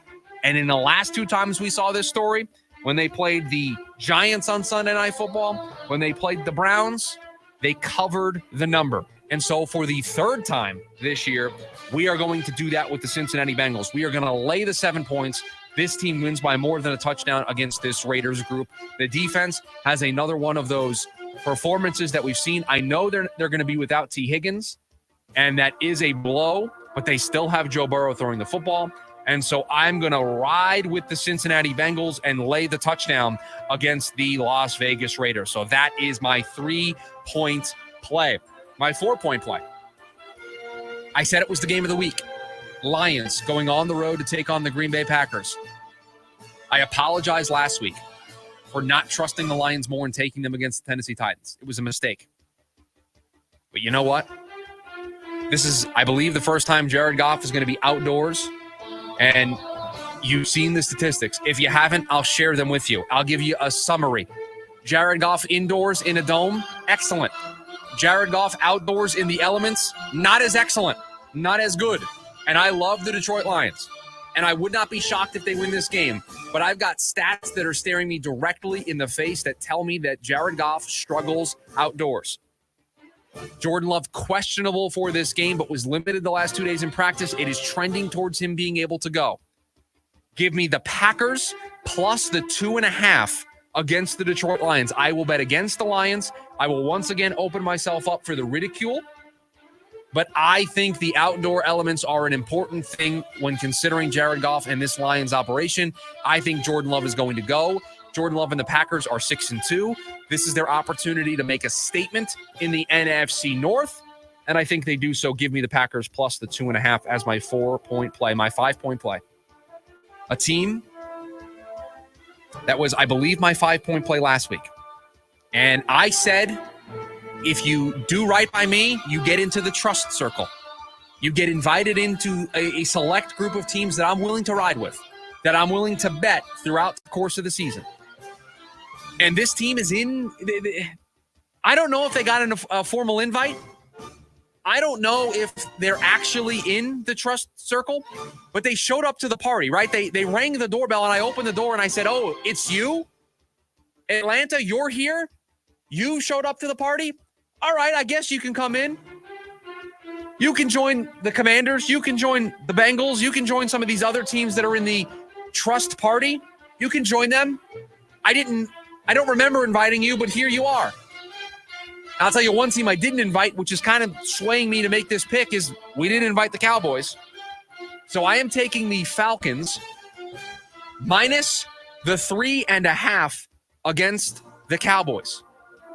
Look, this Falcons team picked up a nice win against the Bucs last week. Their offense looked probably the best it has since Kirk Cousins has gotten there. I think Kirk Cousins is going to know how to pick apart this Cowboys defense.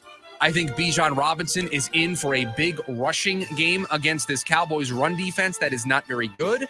And I think as Bijan goes, the Falcons go. I think it opens up everything for them offensively. They can get Kyle Pitts involved. They can get Drake London involved. They can get Darnell Mooney involved.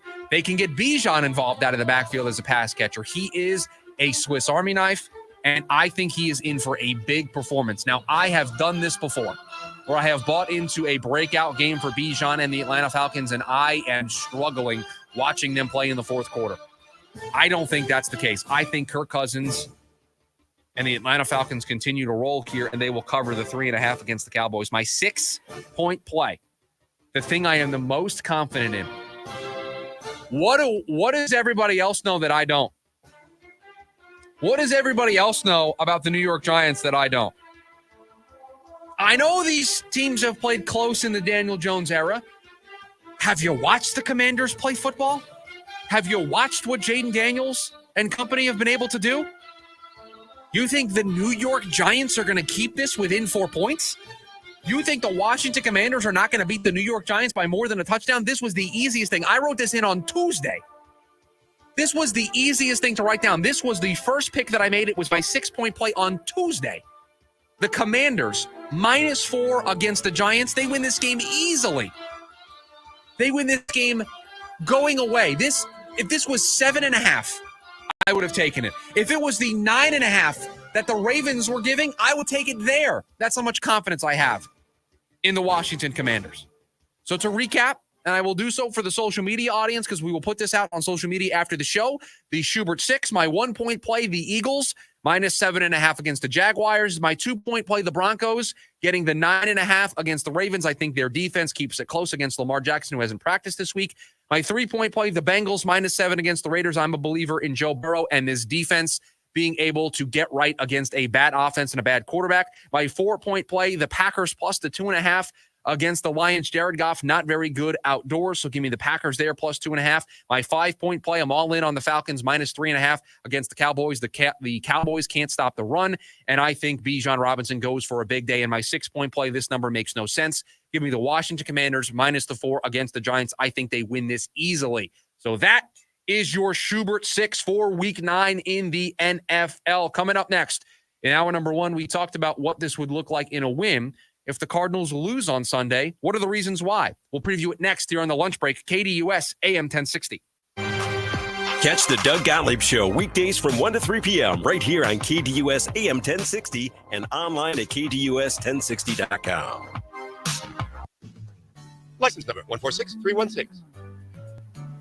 That's right. As long as it's inspected once a year, if your fire door fails to work as intended, we are responsible. No problem at all. We'll be right out. Jeannie, I want to make a wish. Hey, Tasha, what do you need? I wish that. Wait, still blue? Yes, but still can't do magic since the stupid Genie High Council took it away for not having my lamp inspected. Aw, Jeannie. Can't get an inspector till next month. Next month? How come ASAP is so fast? Because with our annual safety and adjustment programs, our customers have scheduled inspections every year. No rush needed. Shucks, you guys are so good at that. And if any door doesn't work the way it's intended, we are responsible for it. ASAP, commercialdoors.com. Tasha, Yes, Jeannie. What do you need? ASAP should get certified to inspect magical lamps. Deftones. North American Tour 2025. Live in Phoenix. Footprint Center, March 9th. With special guests, the Mars Volta and Fleshwater. Get tickets now at livenation.com. Presented by the Big Red Radio. If you're a skilled trade person with a journeyman card from a registered apprenticeship, we've got an exciting opportunity just for you from Gateway Community College. Introducing the Journeyman to Associate's degree program at Gateway, where your expertise earns you more than just a paycheck. Our credit for prior learning program allows you to turn your industry credentials into college credit, putting you on the fast track to earning an associate degree without starting from square one. To see if you qualify, visit gatewaycc.edu/journeyman. That's gatewaycc.edu/journeyman to get started. Gateway, a Maricopa Community College. At Affordable Dentures and Implants, their Snap Secure dental implants will let you eat and speak with confidence at a price that's affordable. So if you think you can't afford dental implants, think again. Their 6 practices in the Phoenix area are open to serve you. Schedule a free new smile consultation by calling 1-800-DENTURE or visit AffordableDentures.com. That's 1-800-DENTURE or visit AffordableDentures.com to find the practice near you. Schedule your new smile consultation today. Services provided by an Arizona licensed general dentist. Affordable Dentures and Implants. Go ahead and smile. Go ahead and smile. Exciting news from the Window Depot. Their brand new location is now open near Cave Creek and Bell Road. Discover the largest selection of vinyl windows, doors, cabinets, skylights, countertops, and more. Planning a remodel? Their experts are here to make your vision a reality with exclusive special order options and a wide selection of in-stock inventory available to go home today. For the best price and the biggest inventory, visit one of their 3 Valley locations or shop online at thewindowdepot.com. The Window Depot, more than a window store. Every Monday night, check out Ray Adams as he hosts the Monday Night Golf and Lifestyle Show from 6 to 7 p.m. here on KDUS AM 1060.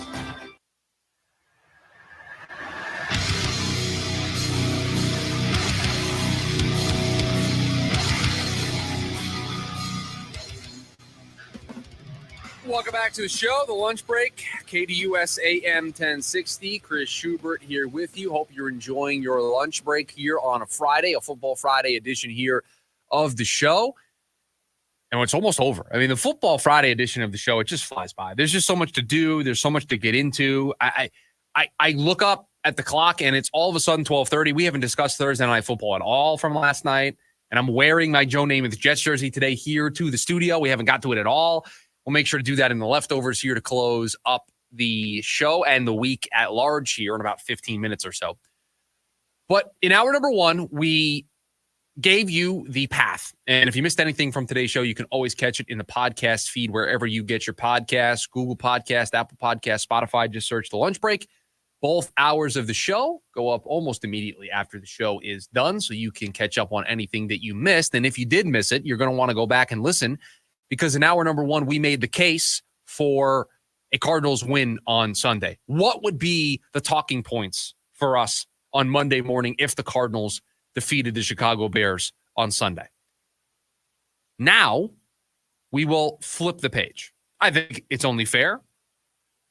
You can't just always look at things positively. Let's also look at this through the lens of, if they lose, if they potentially fall out of first place, if they drop below 500, if they lose this football game, why? What would we predict to be the reasons why that is the case?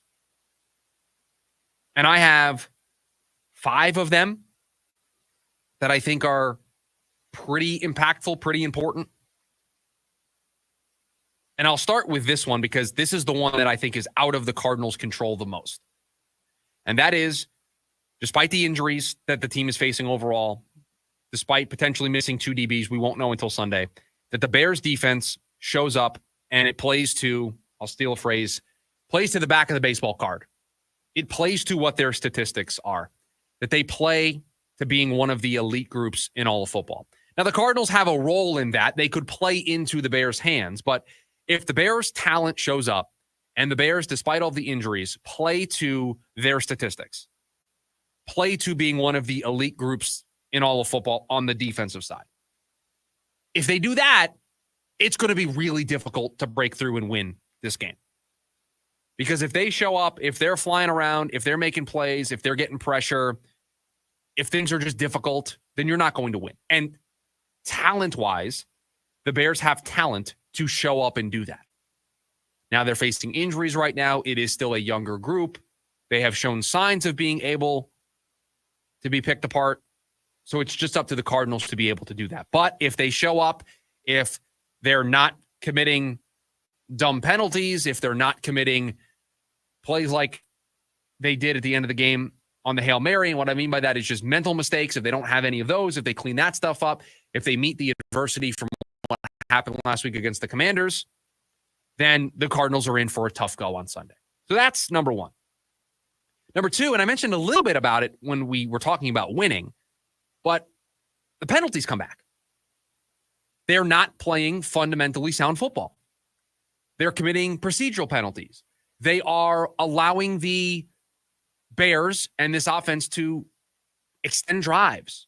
They are getting off the field on third down, but oh no, wait, there's a penalty marker in the secondary, illegal contact, 5 yards, automatic first down. They have to limit those. When this team has lost this year, those boneheaded mental mistakes that are penalties that extend drives, that keep the Bears offense on the field and keep the Cardinals defense on the field, will doom this team. They are not deep enough and not talented enough to be keeping their defense on the field. When you have an opportunity to get this defense off the field quickly, 3 and out, 4 plays off the field, 5 plays off the field, whatever the case may be, when the Bears can't go on those long, methodical 7, 8, 9-minute drives, those 10, 11, 12-play drives, when you can limit those, you'll win. But if you commit penalties and the Bears offense can stay on the field and they can continue to run the football with DeAndre Swift and they can just grind on you and lean on you, and you didn't bring the defense from Monday night against the Chargers and you're gassed and you're winded and they're making life difficult for you, you're in for a long afternoon. It'll be a long afternoon on Sunday for the Arizona Cardinals against the Chicago Bears.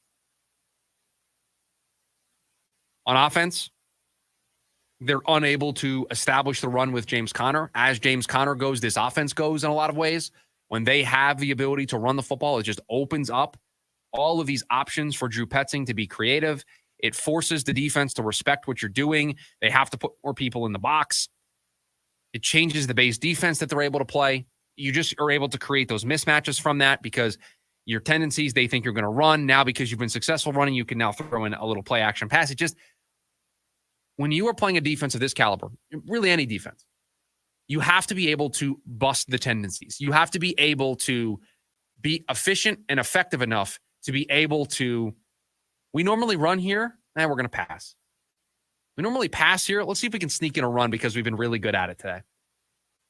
1st and 10, this feels like a passing situation. Let's see if we can break one outside for 7 or 8 with James Conner. Those little tendency breakers that you're able to mix in throughout the game, if everything's going correctly, those tendency breakers might be what win you a football game. And so the reason why the Cardinals would lose is they're not able to get into those tendency breakers. They're not able to get into that flow because they're not running the football. They become extremely one-dimensional. It doesn't mean they can't win if they're one-dimensional, but this is a much more potent, much more difficult group to defend when they're running the football and when they're running it effectively. And when James Conner is barreling downhill at a defender, when James Conner is just out in space being able to run people over, that's when this team is at their best. So penalties come back. The Bears defense shows up and plays to the back of their baseball card, and you're unable to establish the run with James Conner. Just three things that immediately jump out to mind. I want to go back to the defense for a second because I want to make a point, but I think I also want to argue against my point. One of the reasons why the Cardinals would lose on Sunday against the Bears is that they are unable to contain Caleb Williams. They have injuries along the defensive line. Darius Robinson's not coming back. They lost Dennis Gardeck. We can spend the whole rest of the segment talking about all of the different injuries to this defense. Caleb Williams gets too much time, gets too much space, and is able to just operate the way Caleb Williams wants to operate. When he does get pressure, he's escaping and making plays, but he's able to stay in structure and find his playmakers, and things are just comfortable. They're easy. And a player with that much talent, with that type of arm talent, with that type of arm strength is able to just pick you apart because he has all the time and all the space that he needs to operate. And then when you have him out in space, when you have him in a position to make a play, you have to make the plays.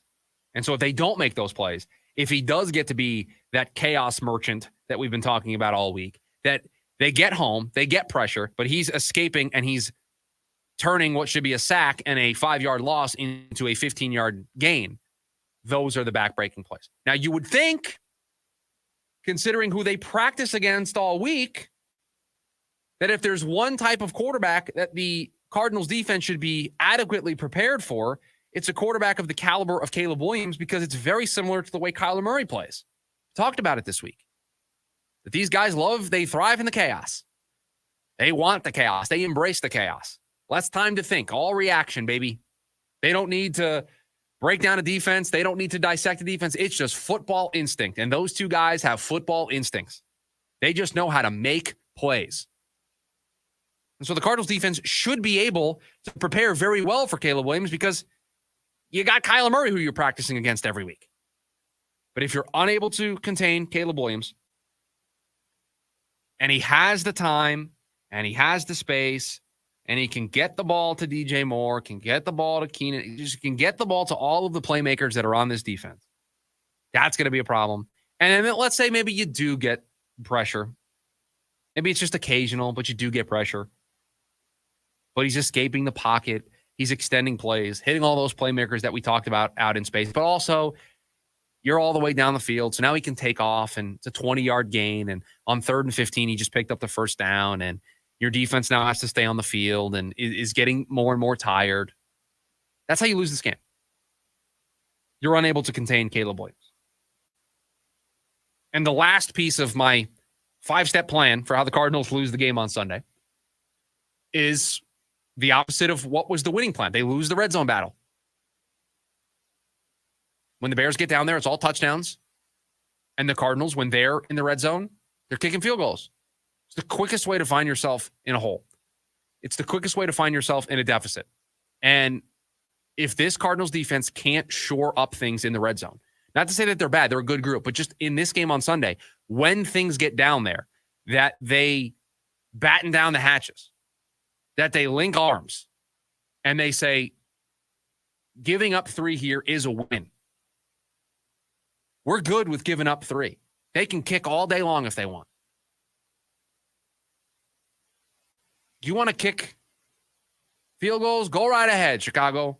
Go right ahead. All day long you can kick. What you're not doing is celebrating in the end zone. Celebrating with the Bears fans that'll be in the building. You're not doing that. If you get down into the red zone, it's going to be tough. You're going to earn it. And guess what? You're not going to earn touchdowns. You're just going to be kicking field goals. You're going to be settling for 3. If they don't do that, if it's a touchdown party, if Caleb Williams is throwing it to Roma Dunze and DJ Moore and Keenan Allen and Cole Kmet and just throwing it all over the place, that's bad. That's how you lose a football game, is when you get down to the red zone. You're unable to stop this Bears attack. So if the Cardinals are to lose this game, if we are going to talk about on Monday a 4-5 Cardinals team that struggled, it's because the defense of the Bears shows up and balls out and plays to exactly the stats that we talked about earlier in the week. The penalties that have plagued this Cardinals team in the past rear their ugly head once again. They extend drives. They give the Bears more opportunity. They don't get off the field defensively. They can't run the ball with James Conner to open up their offense. They allow Caleb Williams to do the Caleb Williams things that he does to everybody else and get the ball to DJ Moore, to get the ball to Keenan Allen, Roma Dunze, and Cole Kmet, DeAndre Swift, and Roshan Johnson, all those playmakers. They allow Caleb Williams to extend plays, and you don't bring him down in space when you have the ability to do so. That's how the Cardinals lose the football game. That what they try to do to opposing defenses with Kyler Murray, they can't stop Caleb Williams. Kyler Murray, Houdini, runs around, makes plays. He's awesome, right? Well, Caleb Williams is going to try to do that. Stop him from doing that. If you don't, you're more than likely going to lose because you're going to allow those back-breaking plays that extend drives. Coming up next, we will wrap up this edition of the lunch break. We've got the leftovers. We'll talk Thursday night football, some baseball news, and we'll do some college football with ASU and U of A in action over the weekend. We're wrapping up this edition of the lunch break next. KDUS AM 1060. Check out KDUS AM 1060 on 100.7 KSLX HD2. That's right, HD radio on 100.7 channel number 2. By now, you've heard all of our ads. America's largest injury law firm. But what does that really mean for our clients, for you? It means that when you hire us, you don't just get a lawyer, you get a legal army, almost 800 lawyers alone. That army includes an entire legal team, specialist lawyers, investigators, and a 24/7 client satisfaction staff. Just like if you were going into surgery, you wouldn't trust one person to handle the paperwork, the scheduling, the anesthesia, and the surgery. Have you ever seen a surgeon operating alone and without resources? No way. Why would you trust a small firm with your case? Your case is a big deal to us. When it comes to law, size matters. We're America's largest injury law firm, Morgan & Morgan.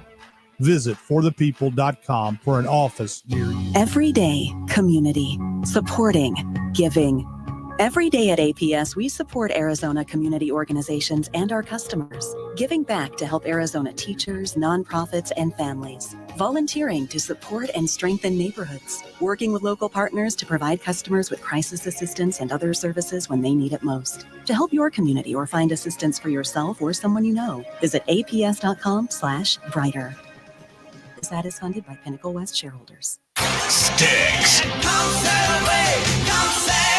The Hits, live at Celebrity Theater.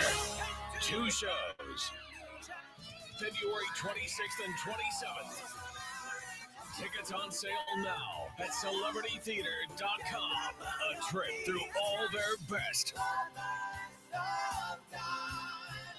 Don't miss Sticks Live.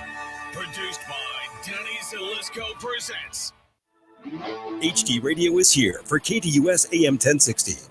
Check out your favorite shows and games on 100.7 KSLX HD2.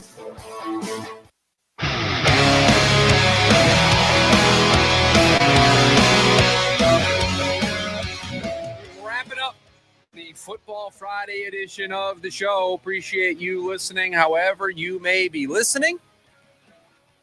Whether you're listening on the app, your opportunity to win a $100 gift card to Von Hansen's if you're listening on the app. So if you aren't doing so, there's an opportunity. There's a reason for you to go over there and download the app and register and listen over there. You have an opportunity to do that. I think we're going to pick a winner later on today after we get off the air. You can listen on the HD side of things, 100.7 HD2. So you have HD radio in your car. You'll get the crystal clear signal here from the station, so you can do that. You can also catch us on YouTube, KDUS AM 1060 on YouTube. We got a bunch of videos up there from the show, so if you miss anything, you can catch them there. We do it every single day to wrap up the show. It is the leftovers. It is all of the stuff we didn't get to throughout the show that we jam in here to the final 10 minutes or so of the program. And it's not a Football Friday edition of the show unless you discuss some college football, because you have ASU and U of A in action over the weekend. Both teams on the road this weekend. We'll start with ASU. They take on Oklahoma State. They've got their quarterback back. We talked about that earlier in the week. Sam Leavitt will be returning as the starting quarterback for your Arizona State Sun Devils as they take on Oklahoma State. And this Oklahoma State team, I hadn't realized this until I did the research for the game and kind of getting prepared for it.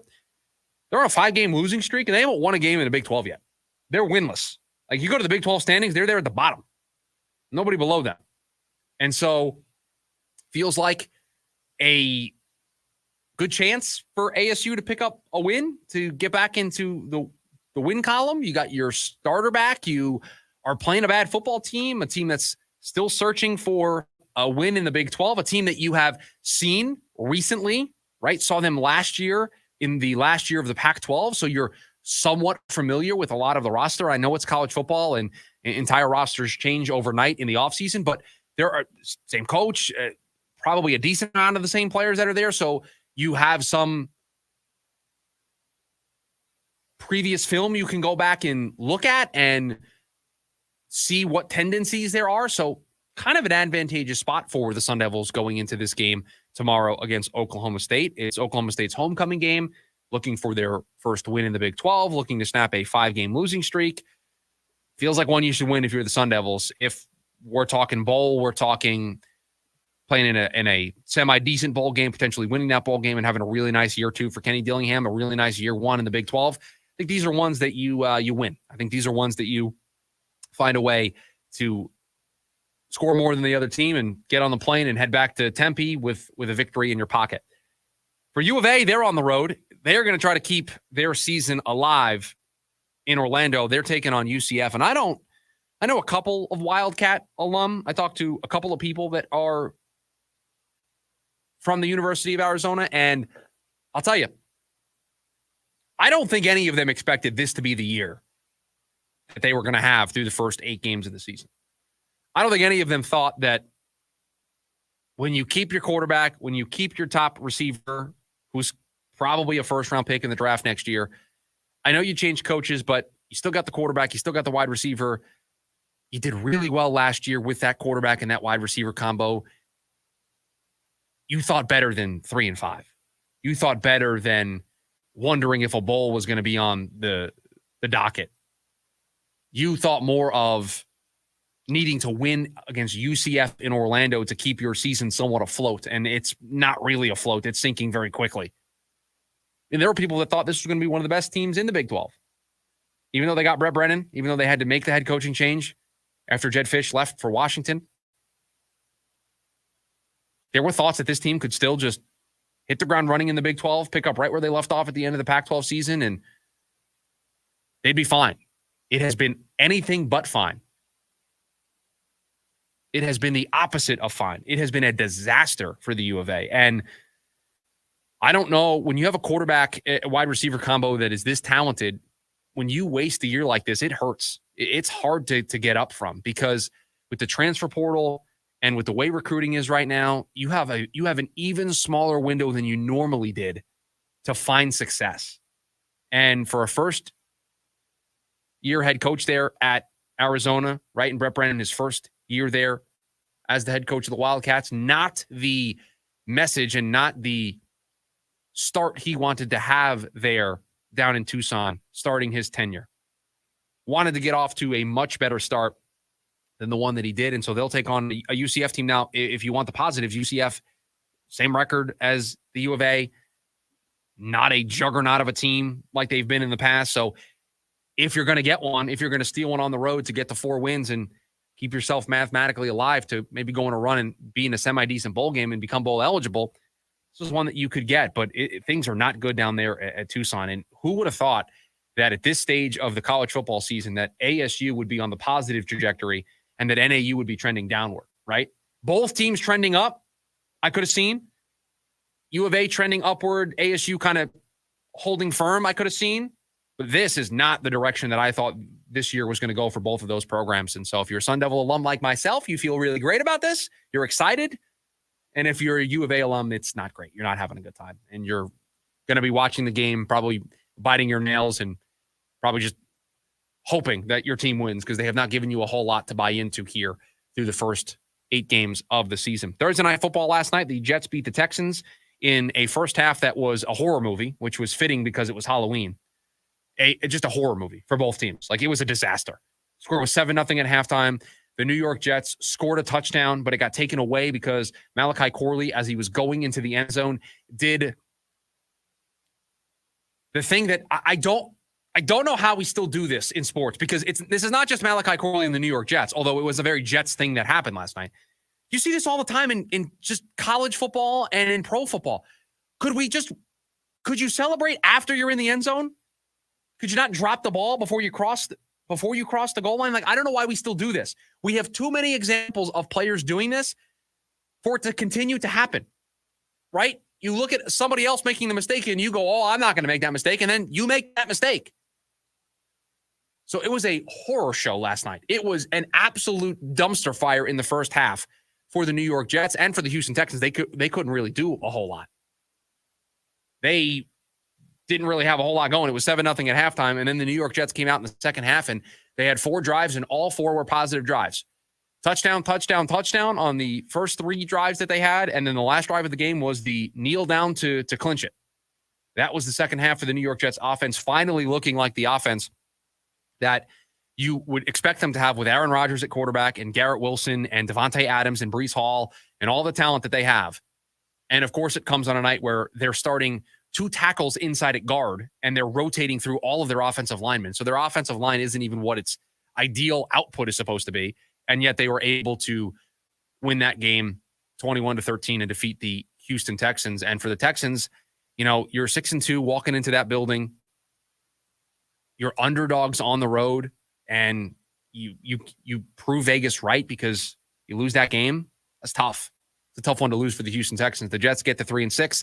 Potentially keep their season alive. And Garrett Wilson had one of the most amazing catches that you will ever see a football player make. It for me, rivals the Odell Beckham Jr. catch, because I don't know how Garrett Wilson caught the ball, secured it, brought it in, made sure that he was able to get his shin down before his knee went out of bounds, but then also survived the ground with the football. Like, the amount of stuff that had to go right in that play in order for Garrett Wilson to score a touchdown was incredible. It's incredible that he was able to make that catch. And they showed the side-by-side of the Odell catch, which is just, it's a 1 of 1. But Garrett Wilson certainly did his best impersonation, and it was pretty close. It might have passed it in my mind. That was an incredible catch. And then he had a one-handed touchdown catch earlier in the game for his first of 2 touchdowns. That was impressive. I thought that was going to be the takeaway catch. No, Garrett Wilson had more in store. Just an incredible catch and a good night for the New York Jets, who for one night looked like a good football team. So on Halloween, they put the costume on and they were a good football team. Let's see if they will take their mask off next week when they're here in town against the Cardinals. And if you're the Cardinals, you don't necessarily love the fact that Jets are going to ride that momentum into the game next week. I will be at the game next week watching. I will be wearing my Joe Namath jersey. Apologies in advance to the listeners of the program. That's where I'll be next week watching this game. And so for the Texans, it's back to the drawing board. And for the Jets, it's the hope that this is the start of a run. But we'll see if they save their season. They certainly are going to continue to be relevant as long as Aaron Rodgers is there. And I think they would rather those games be meaningful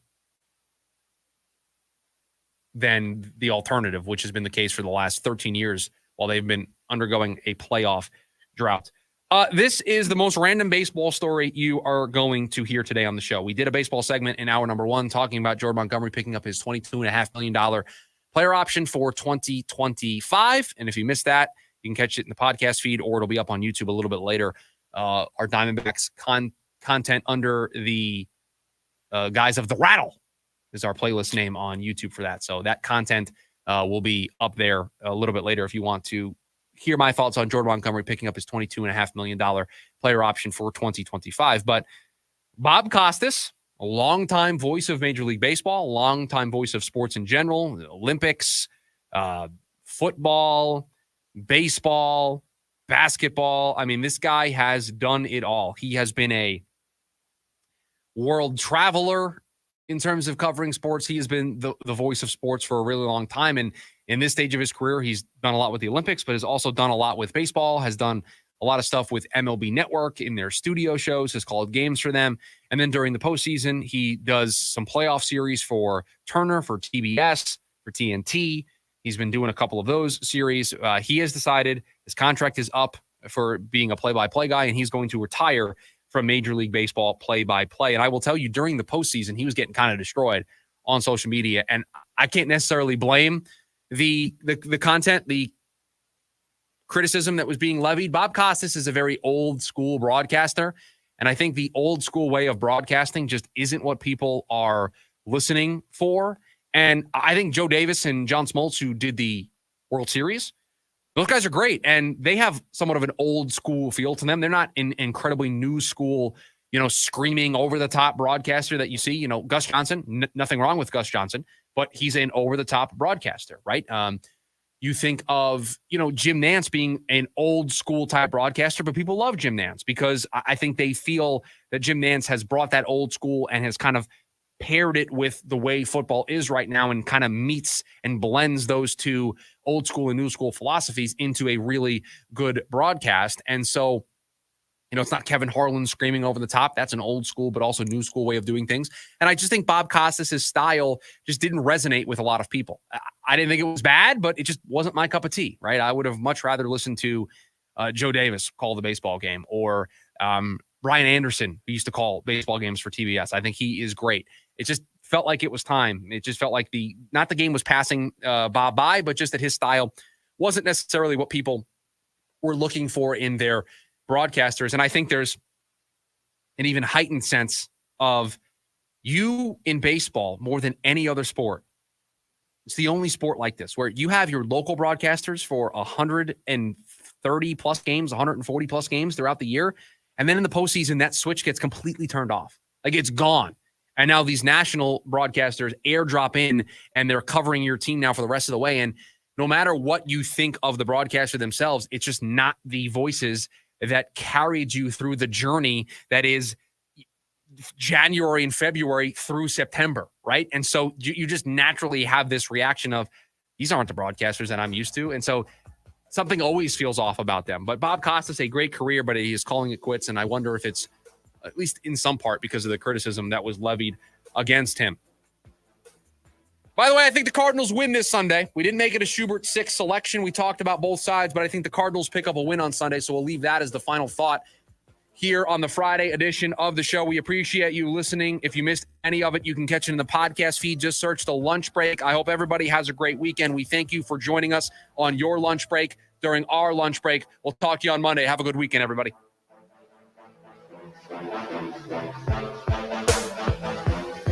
AM 1060 KDU.